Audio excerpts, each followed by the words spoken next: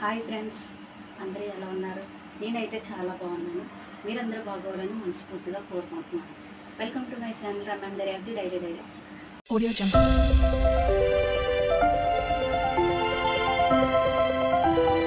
Audio jump. ఎవరైతే మన ఛానల్ ఫస్ట్ టైం చూస్తున్నారో సబ్స్క్రైబ్ చేసుకోండి. అయితే లాంగ్ వీడియో పెట్టలేదండి, ఛానల్ అవుతుంది. చాలా లేట్ అవ్వింది కూడా. అయితే ఇప్పుడు ఇక్కడి నుంచి ఇంకా వీడియోలు పెడతామండి.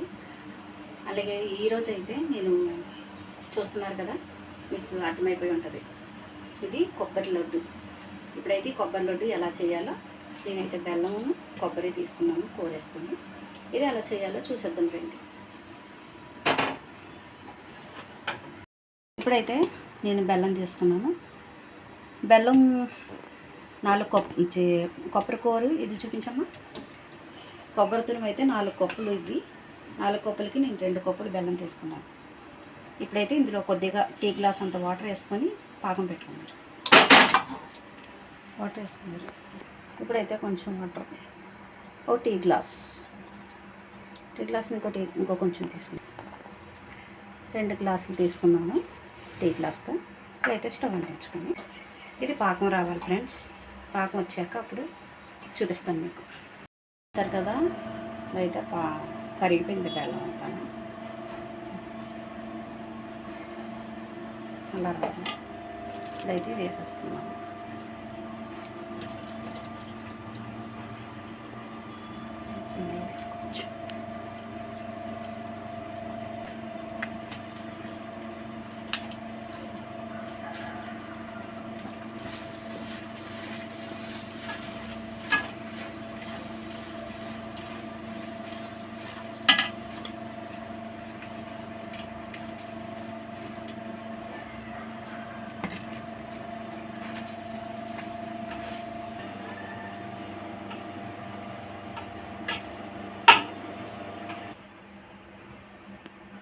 ఫ్రెండ్స్, ఇప్పుడైతే ఇది పాకం వస్తుంది, అయిపోయింది.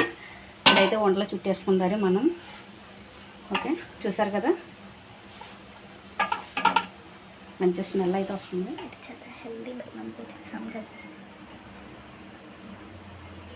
చాలా హెల్తీ కూడా ఇది కొబ్బరి లడ్డు.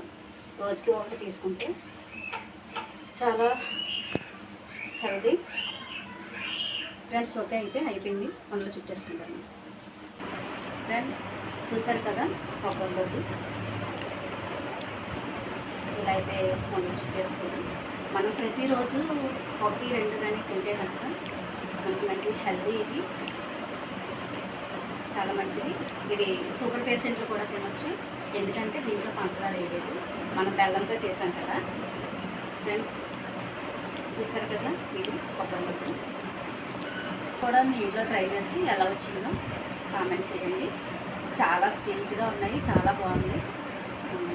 టేస్ట్ అయితే చాలా బాగుంది. ఓకే, వీడియో నచ్చితే కనుక లైక్ చేయండి, షేర్ చేయండి. Okay friends, bye.